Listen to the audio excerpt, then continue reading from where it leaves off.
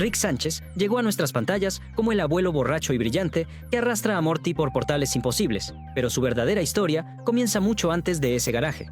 Imaginemos a un niño prodigio cuyo primer experimento, con apenas 12 años, terminó cubriendo el laboratorio familiar de chispas, humo tóxico y cristales rotos. Esa misma intuición brutal para la ciencia que lo catapultó a la élite académica también fue el inicio de su fin, porque sus padres, lejos de aplaudirlo, comenzaron a temerlo. Esa desconfianza fue calando hondo.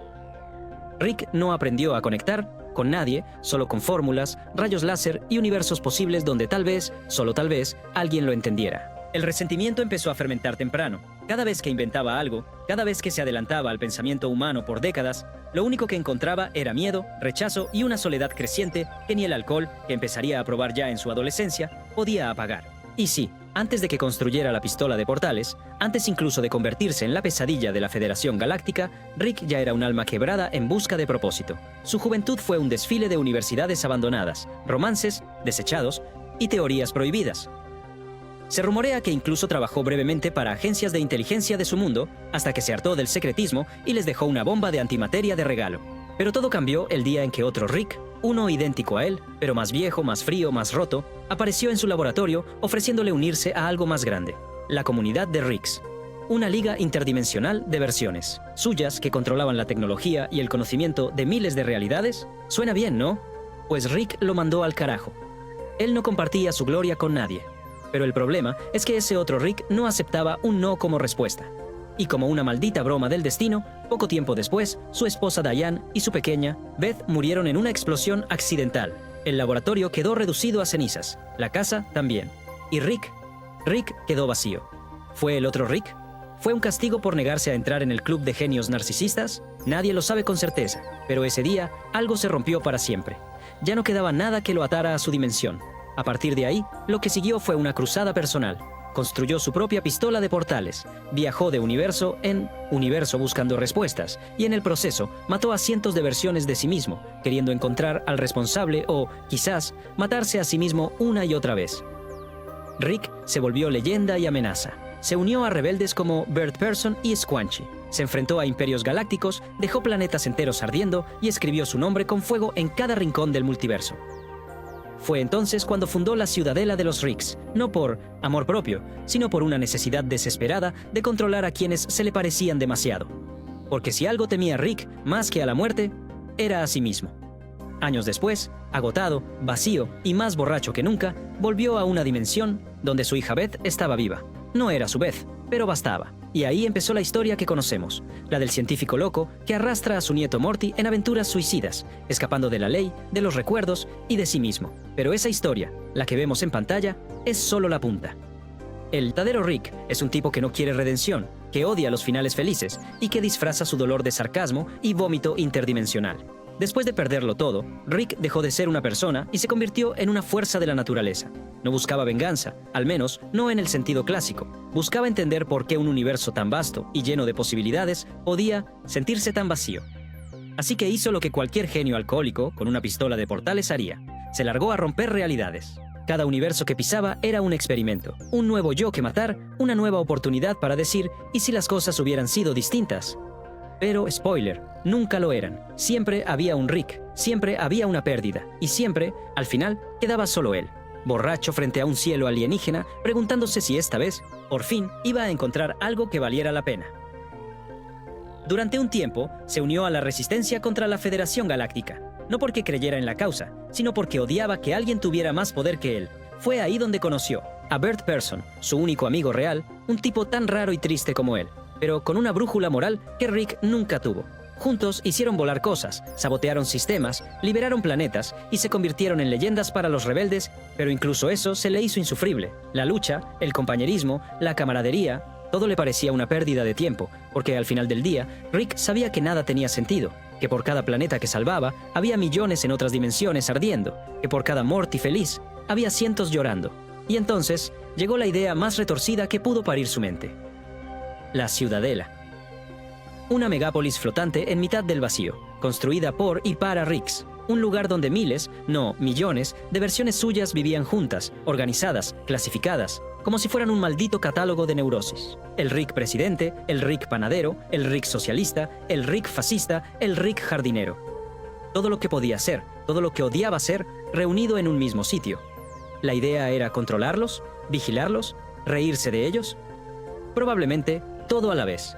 Pero esa ciudadela, que parecía una broma pesada al principio, terminó convirtiéndose en un monstruo. Un ecosistema autómata de egos inflados y nihilismo institucionalizado, donde los Mortys eran tratados como basura, como escudos humanos para que los Ricks pudieran moverse libres sin que las autoridades los detectaran. Porque Rick, ese Rick que creía estar por encima de todo, no solo había creado una sociedad de versiones suyas que lo odiaban tanto como él se odiaba a sí mismo, sino que encima, sin saberlo, había ayudado a forjar a su mayor enemigo, Morty malvado. Sí, ese pibe de mirada fría, cicatrices emocionales y una sed de justicia tan torcida que haría temblar a cualquier Rick. Porque este Morty no quería venganza, quería equilibrio, quería destruir el sistema entero. Y empezó, desde adentro, haciéndose pasar por otro Morty, más hasta llegar al trono de la ciudadela. Y lo logró. Se convirtió en el nuevo presidente Morty y mandó todo a la mierda. Cerró la ciudadela, borró los registros, destruyó el rastro que los Ricks habían dejado en miles de dimensiones y luego desapareció sin dejar pista. Mientras tanto, nuestro Rick, el Rick C-137, seguía huyendo de su propia historia. Volvió con Beth, una Beth alternativa, y se metió en la rutina interdimensional de familia disfuncional. Viajes con Morty, peleas con Jerry, sarcasmo con Summer y una constante negación de que todo le dolía más de lo que podía admitir. Porque por mucho que lo intentara, Rick no podía escapar de una cosa: su nieto. Morty, con su inocencia tercamente persistente, era un espejo de lo que Rick había perdido. Al principio, era solo un peón, un escudo, un accesorio útil, pero con el tiempo, Morty se convirtió en una molestia emocional, porque Rick empezó a preocuparse, y eso no entraba en sus planes, porque preocuparse implicaba sentir, y sentir dolía. En cada episodio de sus vidas juntos, Rick pone a prueba a Morty, lo arrastra por el fango, lo empuja al borde de la locura. Y no porque quiera dañarlo, sino porque teme que, si no lo hace fuerte, lo va a perder también. Como perdió a Beth, como perdió a Diane, como perdió a sí mismo. Por eso se ríe, por eso eructa, por eso se droga y se burla de todo. Es un escudo, una barrera de arrogancia y cinismo que oculta el hecho de que, muy en el fondo, Rick todavía quiere algo que ya no cree que exista. Una familia, una conexión real, un motivo para dejar de joder universos y empezar a reparar uno, aunque sea chiquito. Pero claro, esto es Rick Sánchez, y nada bueno dura mucho en su mundo, así que prepárate, porque en la próxima parte lo vamos a ver perderlo todo. Otra vez, pero esta vez puede que sea definitivo. Todo lo que Rick ha construido lo ha hecho para no sentir. Cada dimensión que destruyó, cada Morty manipulado, cada versión suya con la que cruzó palabras cargadas de veneno, todo formaba parte del mismo plan inconsciente: anestesiarse. Pero lo jodido es que incluso el nihilismo tiene fecha de vencimiento, porque llega un momento en que ya ni el vacío duele, y cuando eso pasa, solo queda una cosa: el recuerdo de lo que te rompió. La desaparición del Morty malvado fue solo la punta del iceberg. Rick sabía que ese chico no iba a quedarse quieto. Sabía que, eventualmente, volvería con un plan para erradicar todo lo que él representaba. Y no se equivocó. El Morty malvado regresó, más calculador, más preparado, y con un mensaje claro: estoy terminando lo que tú empezaste, pero esta vez sin ego, sin borrachera, sin mierda emocional, solo justicia cósmica. Y eso para Rick fue un golpe directo al pecho, porque ese Morty era la prueba viviente de que incluso los peones pueden volverse reyes, y de que tal vez Rick siempre fue el verdadero villano del tablero. Y ahí se desató la guerra, no una guerra galáctica con explosiones y naves. Una guerra silenciosa, fría, psicológica. El Morty malvado comenzó a borrar versiones de Ricks, no a matarlos, sino a desprogramarlos, a dejarlos sin identidad. Les arrancaba sus recuerdos, sus traumas, sus miedos, y al hacerlo los dejaba huecos. No muertos, pero tampoco vivos. Rick C-137 vio cómo versiones suyas desaparecían sin dejar más rastro que una mirada vacía y un balbuceo sin sentido. Era el infierno. No la muerte, sino la irrelevancia. Fue entonces cuando Rick hizo lo impensable. Rompió su regla de oro, cruzó su última línea roja. Le contó a Morty la verdad. Toda, desde el principio. Le habló de la verdadera Beth, la que perdió cuando la Federación asesinó a su familia. Le habló de Diane, de la bomba, de su obsesión por la venganza. Le habló de cómo, en su sed de poder, creó un monstruo que terminó reemplazando su pasado con uno falso. Porque sí, esa máquina de recuerdos que Rick mostró una vez, donde dijo que eran falsos, no lo era del todo. Era su forma de esconder lo que más odiaba de sí mismo, que había creado su propio origen, que había mentido tanto que ya no estaba seguro de quién carajo era.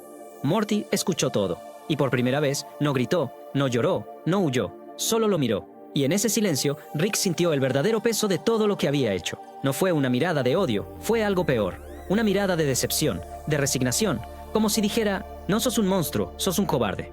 Eso fue lo que lo quebró. Después de eso, Rick se encerró en su garaje por semanas. Desconectó los portales, destruyó sus armas, bebió hasta que su cuerpo dejó de responder. Así que volvió a levantar su mierda. No como héroe, no como redimido, como un tipo roto que sabe que no puede arreglar nada, pero que aún así va a intentarlo. Empezó a proteger a su familia de forma más sutil, un generador de escudo oculto bajo el porche, una base de datos para eliminar amenazas futuras antes de que ocurran. Pequeños actos que nadie nota, pero que están ahí, porque Rick sigue siendo un idiota emocional. Pero ahora, al menos, uno que se permite sentir un poco. Y la verdad es que no sabemos si algún día va a cambiar del todo, si va a dejar de cagarla, si va a poder mirar a Morty sin pensar en lo mucho que se parece a sí mismo cuando todavía creía que el amor era más fuerte que la lógica. Pero hay algo claro. Detrás de cada burla, cada eructo, cada invento ridículo, sigue latiendo el corazón de un hombre que perdió todo y que, por alguna razón, aún sigue de pie.